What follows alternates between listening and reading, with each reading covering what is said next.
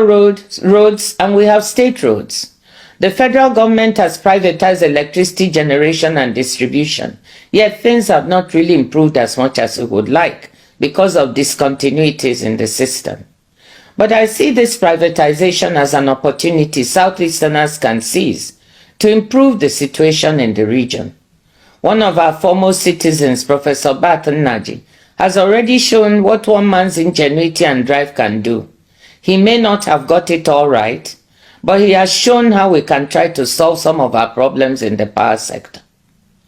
Now that the world is moving to renewables because of climate change, we also have the opportunity to move to off-grid solar solutions for our rural areas, while still looking to see how we use our gas for urban and industrial purposes.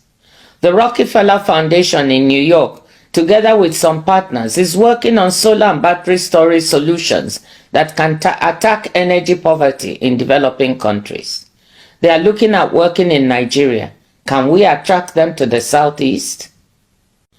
Let me dwell on a few other opportunities we can seize to develop economic activity in the region. Our biggest resource in the Southeast is our human resources. Ndị Igbo dị entrepreneurial. Anyị ma alụ ọlụ. Anyị ma ịzụ afịa. Some of the biggest entrepreneurs and industrialists in Nigeria are Igbos. Many micro, medium, and small enterprises that thrive in Nigeria, West Africa, and elsewhere are run by Ndị Igbo. Have you ever been to the market in Niger, Burkina Faso, Cameroon? I have. And these places are full of enterprising Ndị Igbo. Then I ask myself, why is the Southeast looking so shabby? Why is our wealth and industry, apart from Aba and Nnewi, not so visible here in the region? How can we harness this entrepreneurship even better at home? Beyond Innocent, our wonderful brother, and a few others, can we get the several billionaires we have to invest more in the Southeast so that we can create decent jobs for our young people right here? Can we get beyond our individual beautiful mansions in our villages to make our Ndị Igbo lovable and livable? How can we have an apprenticeship model that a scholar recently described as, quote, the largest business incubator platform in the world, with apprentices emerging with skills, experience, and also startup capital, close quote, and still see our young people desperate on the streets of Onitsha, Lagos, and every small and large city in between? I want to suggest right away that we convene a Southeast Investment Forum, not for people from outside the region or abroad, but for our own Igbo business people. In this forum, we should examine what is blocking greater investment in the Southeast region and what we can do to lift these blockages. Only after this should we do a Southeast Investment Forum where we can attract outside foreign investors. Let me use this occasion to also let you know that yes, there are investors that can be attracted. This is a very important moment in the world where investors abroad are seeking to diversify their supply chains due to the vulnerabilities they've seen as a result of the pandemic and the war in Ukraine and the ravages of climate change. Certain supply chains are being considered. Pharmaceuticals, for example, fertilizer, labor-intensive industries, and yes, technology.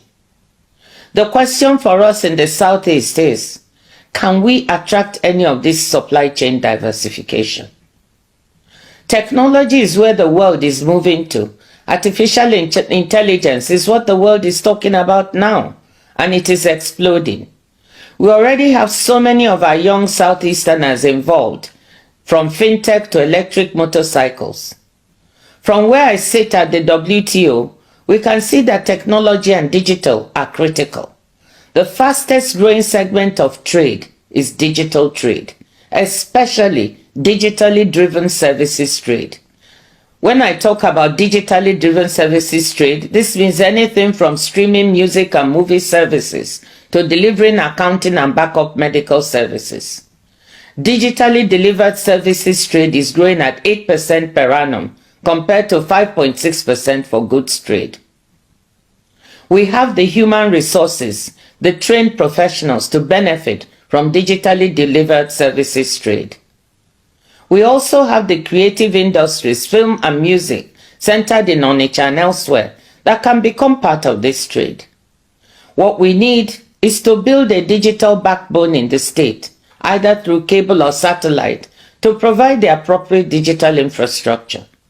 This kind of investment is better done at scale. So I hope, Excellencies, that you can get together to figure out who to approach and how the supportive policies can be implemented to attract this kind of digital infrastructure investment. Digital trade for micro, medium and small enterprises, online education, health and accounting services can provide good jobs and incomes for our young people. Enugu is already becoming something of a hub for tech and digital in the region. I wonder whether we can build on this to develop our own Enugu Valley, as I know other Nigerian states are working on their version of Silicon Valley, California. Regarding pharmaceutical supply chains, the Federal Minister of Health, Dr. Mohammed Pate, is working on this to attract this supply chain to Nigeria. I suggest that as a region you approach him to see if you can work together to attract vaccines, therapeutics or diagnostics manufacturing facilities here to the southeast. Aba is already a manufacturing hub along with Nnewi. What goes on in Ariaria industrial market, despite the infrastructure and other challenges, never ceases to amaze me. They can label what they produce made in Italy, made in Korea, made in Japan, but the truth is, it's made in Aba. I know Governor Abia has his sights set on trying to improve what is happening and improve the environment for those working in Aba. Again, can we all work together to build up and build out both Aba and Nnewi as industrial hubs? But let me say there is no reason why factories can not also be located in Owerri and Abakaliki. Let me touch on another important resource we have that we can make better use of. That is the large Igbo diaspora. I was surprised when I took an informal poll of a gathering of people in my village, Umodisi, Ngwumwahia, to see how many families had at least one member in the diaspora. Surprised to find that almost everybody put up their hands. The Southeast has one of the largest diasporas in Nigeria, if not Africa. There are Igbos everywhere, from Douala to Durban, London to Leipzig, New York to Newfoundland. Igbos are highly educated professionals, university professors, doctors, lawyers, engineers, accountants and nurses, and also big sports stars in football and basketball in the USA in particular. All are willing to support the development of the region if they could find a stress-free way to contribute, and I mean stress-free. Drawing on these diaspora resources, there is no reason why the Southeast could not become a service hub for education or health in the country and the region. Let our professors help develop high-quality schools, and universities, building on education investments already happening in the region to attract people beyond the Southeast. And let our diaspora doctors build up specialist hospitals that can draw people from other parts of Nigeria, West and Central Africa and beyond. I happen to know that many of these diaspora doctors would like to help. My husband is one of them. It may sound far-fetched, but I'm convinced we can make the Southeast a services hub for education and health services. We can also draw on the diaspora for financing. I don't know how many of you recall that when I was finance minister, Nigeria floated a diaspora bond of $300 million, a first for the country. Drawing on the resources of our diaspora, though we also opened up the bond to other investors, we were able to attract hundreds of millions of dollars. Now, the World Bank has recorded almost $21 billion in remittance flows to Nigeria in 2022, about the largest remittance flows in Africa. A significant portion of this must come from Southeasterners abroad. Most of this comes in to support consumption and some forms of investment at home.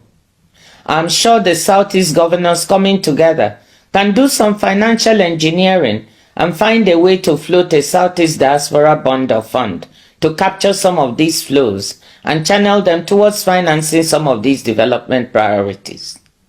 I know that support from the federal government Ministry of Finance will be needed. It seems to me that we can pitch this to the incoming team.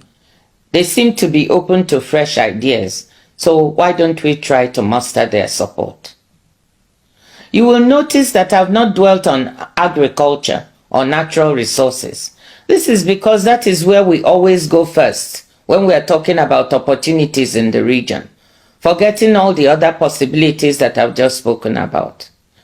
But I have not forgotten that we have big opportunities in agriculture, oil and gas, and some other minerals, some of which may now be in demand as the world seeks to decarbonize and get to net zero carbon emissions in 2050. But again, to fully make use of this, value-added investments in these areas will need hassle-free bureaucracy and appropriate investment environments.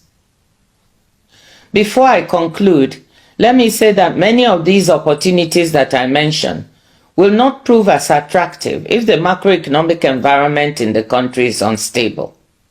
Low growth, high inflation, the depreciating naira, and exchange rate volatility make for daunting challenges. The federal government will have to get a handle on overall macroeconomic management for the country to attract both domestic and foreign investment and for the country to grow. They insist they are working on this, and I hope we can see stability soon.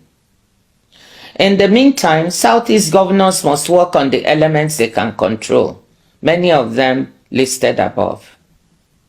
Excellencies, ladies and gentlemen, let me conclude by saying that I'm optimistic.